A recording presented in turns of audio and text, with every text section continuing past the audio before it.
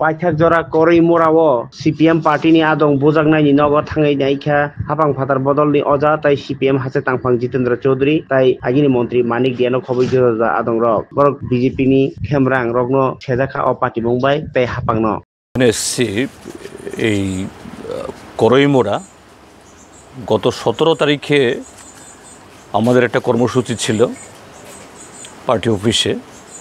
এটা ইতিমধ্যেই ত্রিপুরাবাসী সবাই জানেন যে সেখানে দিন দুপুরে একটা পুলিশের অনুমতি নিয়ে একটা প্রোগ্রাম করা, তার উপরে শাসক দল হামলে পড়ে এবং প্রায় 1.5 থেকে 2 ঘন্টা সেদিন পার্টি অফিসের উপরে তারা হামলা চালায়, মোটরসাইকেল এবং আরও অন্যান্য সম্পত্তি ধ্বংস করে।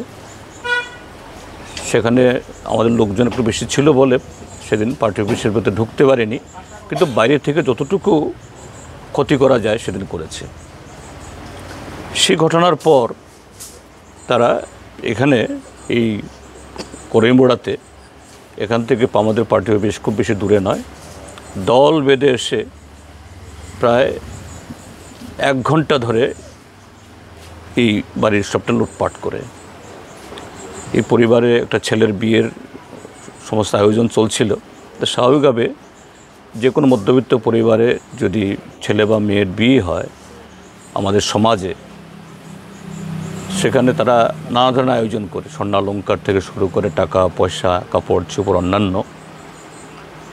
আমরা আজকে দেখেছি সব কোটি আলমারি, সব কোটি লকার এবং অন্যান্য এগুলি যেগুলো লুট করে নিয়ে যাওয়ার মতো আছে সেগুলো নিয়ে গেছেই, আর বাকিগুলোকে বের করে এগুলোকে নষ্ট করে জল টল ঢেলে দিয়ে যাতে এটা ব্যবহার না করতে পারে। এখানেই শেষ না, তখন বাড়িতে পুরুষ ছিল না, মহিলারা ছিলেন, তারা রান্নাঘরে এই রান্নাবান্নার কাজ করছিলেন, তাদের উপরে চড়া হয় এবং মহিলাদের উপরেও সেখানে তারা হাত তুলে।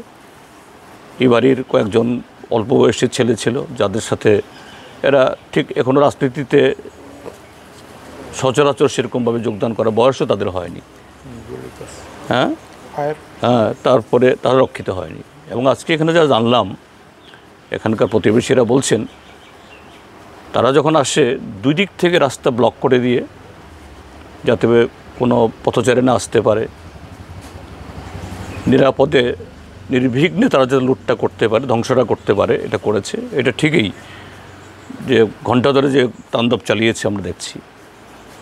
এবং শুধু তা নয় যে এই পাড়া প্রতিবেশীরা যদি এগিয়ে না আসতে পারেন আতঙ্ক তৈরি করার জন্য 5-6 রাউন্ড আগ্নেয়াস্ত্র থেকে তারা গুলিও করেছেন, মানুষ দেখেছেনও।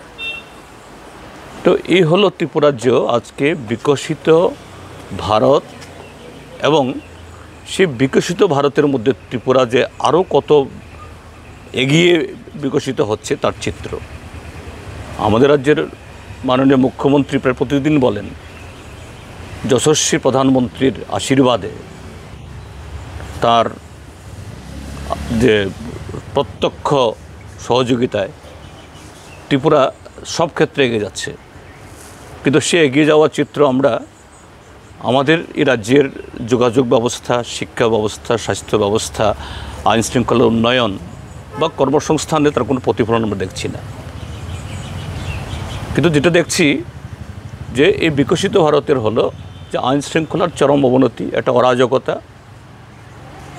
জননিরাপত্তা একেবারে এটাকে তলিয়ে দেওয়া, একটা আতঙ্কের পরিবেশ তৈরি করে একটা একনায়তন্ত্র কায়েমের একটা মানে ভয়াল একটা প্রচেষ্টা।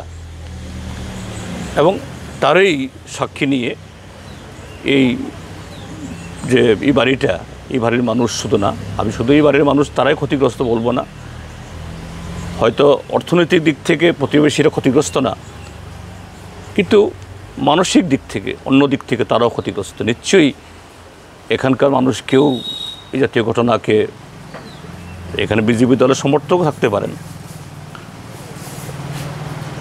তারা এটাকে সমর্থন করে না, আমি মনে করি না, করতেই পারে না। একটা সুস্থ বিবেকবান মানুষ এই জাতীয় ঘটনাকে কেউ সমর্থন করতে পারে না, তাই হয়েছে। এবং সবচেয়ে আশ্চর্যের হলো যে পার্টি অফিসের সামনে যে ঘটনাগুলো হয়েছে 1.5-2 ঘন্টা ধরে, পুলিশের অফিসার, অসংখ্য নানা ধরনের পুলিশ কর্মীরা সেখানে উপস্থিত ছিলেন। এখানে যখন ঘটনা হচ্ছিল, এখানকার প্রতিবেশীরা বলছেন তারা বারবার খবর দিয়েছেন এই স্থানীয় থানাকে, কিন্তু তারা আসেন এই ঘটনা এরা লুটপাট করে 1 ঘন্টা ধরে লুটপাট করার আরও আধা ঘন্টা পর তারা এখানে এসছেন। তার মানেটা কী তাহলে?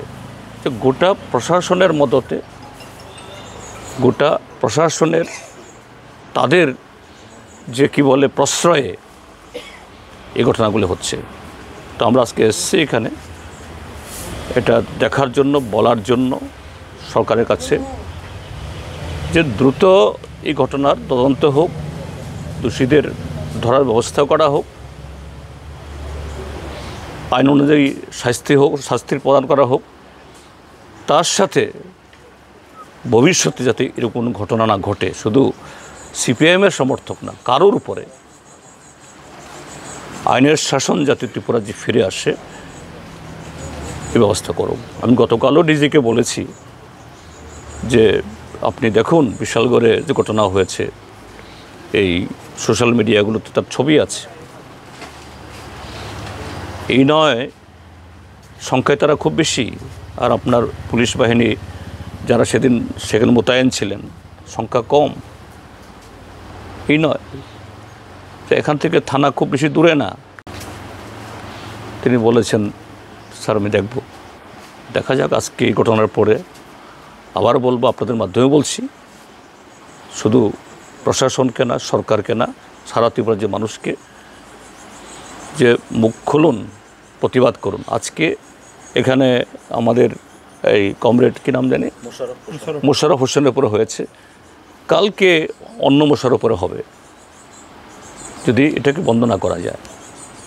আমরা চাই এই অরাজকতা, রাজত্ব